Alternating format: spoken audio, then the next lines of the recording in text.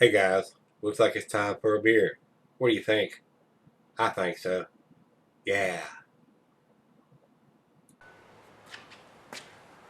Hey guys, I'm Greg. Welcome to Greg's Beer Reviews. You know what time it is? Yeah, that's right. It's time to go see what's in the fridge today.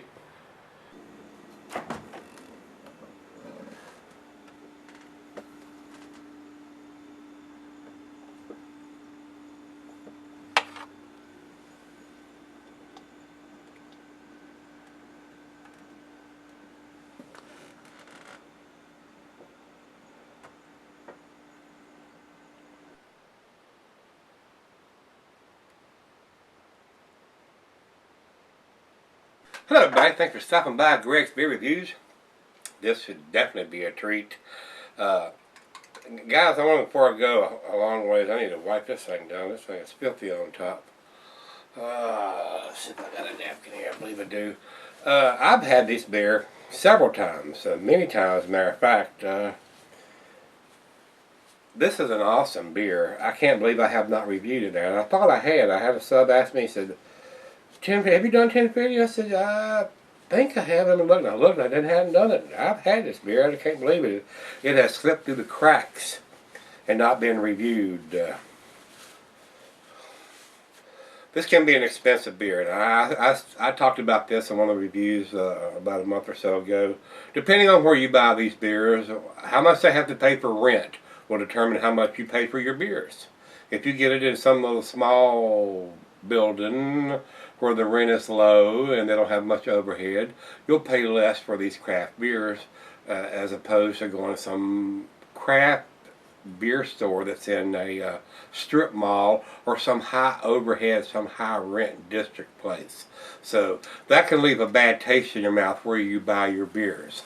And with that being said, you can pay a lot of money at specialty craft beer stores, or sometimes you get lucky in the local grocery stores, depending on the state you live in, will carry some of this stuff. Not very often, but some of them do carry some of it, and we can get lucky and get a good, decent price on that.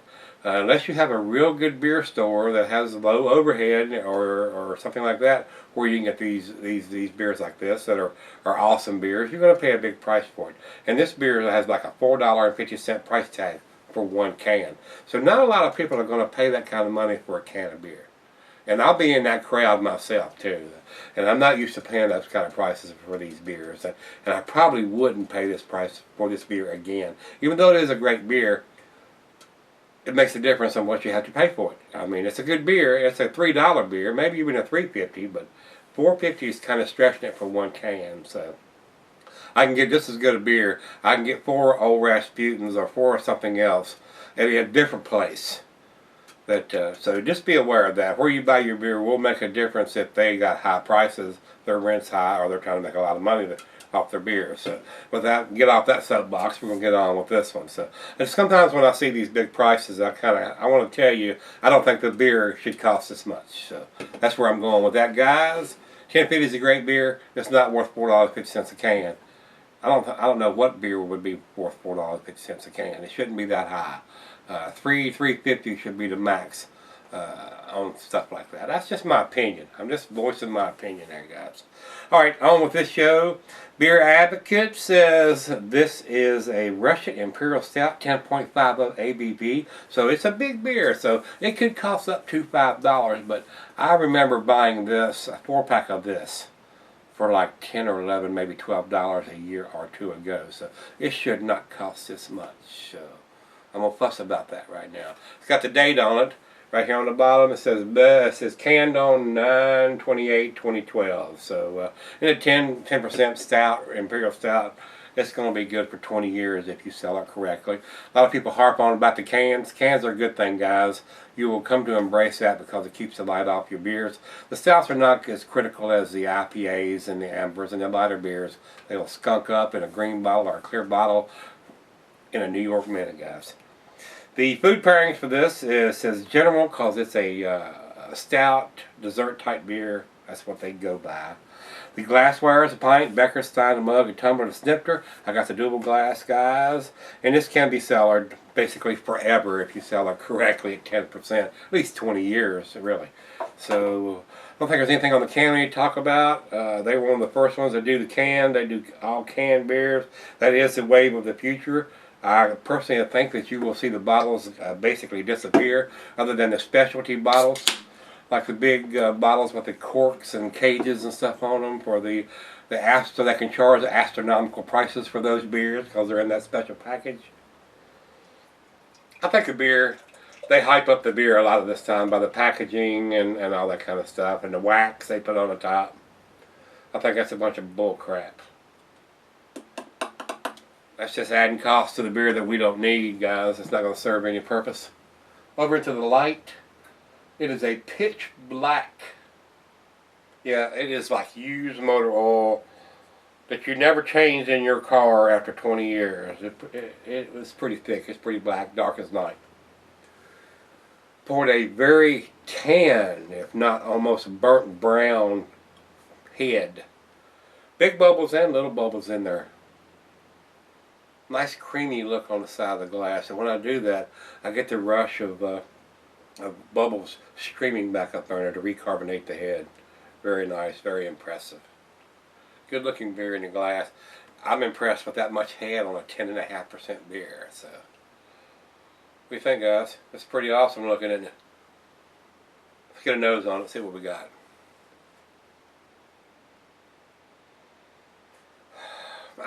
I've read a lot of comments that people say they don't get a lot on the nose. And that may be the temperature that they're trying to sniff it at. This one just fresh out of the fridge, it's 40 degrees, and I'm still getting a pretty good nose on it. I get cocoa and chocolate. I get like a caramel toffee burnt malt smell. Yeah. I'm getting a little tobacco in there too. Smells delicious to me, and from my prior experience of drinking this, the taste is usually more intense than the aroma. Cheers, everybody.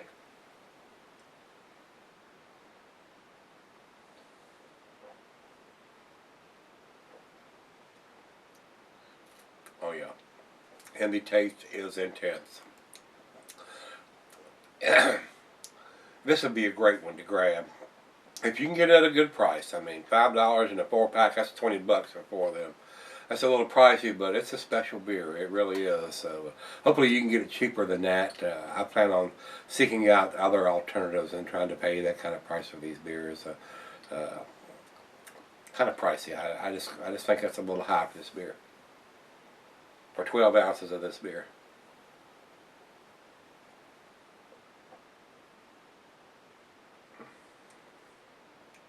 That is awesome. Chocolate, caramel, cocoa, coffee, roasted malt, dark fruit, figs, dates, raisins. It is awesome. It is so awesome. Look at the lacing on the glass. It's already leaving.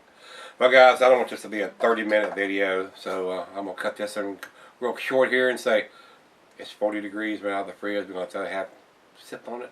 She's already had it too. She loves it. I'll come back and do the final chug on this one. This is definitely an A beer. Will it get to 10? Stick around. Alright guys, I'm back. Got just a little up here. Maybe just a little bit more than a little bit. I want to tell you what it says here on Rate Beer says here, their description, commercial description here is, this titanic, immensely viscous stout is loaded with imitable flavors of chocolate-covered caramel and coffee, and had a hefty 98 IBUs. That's a lot of IBUs for a stout. Underneath the smooth blanket of malt, 1050 10.5 ABV is made with enormous amounts of two-row malt, chocolate malt, roasted barley, flaked oats, and the flaked oats gives it a creamier mouthfeel there, guys, and hops. 1050 is the ultimate celebration of dark malts and boundary-stretching beer. This beer is awesome, guys. If you've seen this and you're a stout lover and you've not tried this, you're crazy. This is probably easily, if not the top 5, the top 10 in the world as far as Imperial Stouts. Just my opinion. It's awesome. You got everything you want in a stout. Coffee, rich, roasty malt, caramel, chocolate, and the alcohol to go with it. When it's right out of the fridge, it's not as intense. But now that it's warmed up, 10.5%, it'll get you there. It's not like it's burning down your throat or anything, but you do notice it now that it's warmed up. It's awesome beer, guys. It is bloody awesome. Final chug.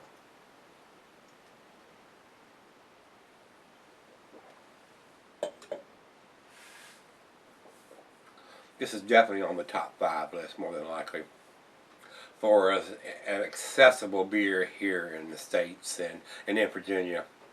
The price, like I said when I was talking on earlier, where you buy your beer will have an effect on how you like your beer, because if you're paying more for it than somebody 5 miles down the street that's shopping somewhere else that's paying less because the overhead's different. I'm going to keep harping on that because I paid a lot less for this beer than $4.50, and I don't plan on paying $4.50 again for it. So until I either open up my own beer store or find a new place to buy beer, I'm not going to be buying very much of this high-priced beer. We're going to do something different.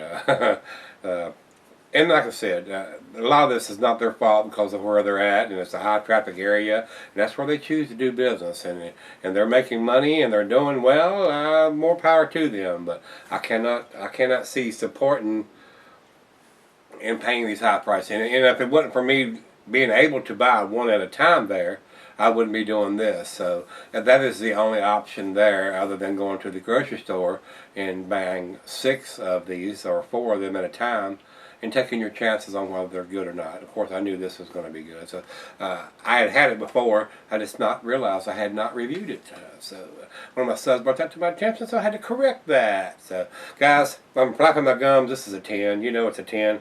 Big beer, big taste, big everything. Big price on this one. It's an awesome beer. It's a 10.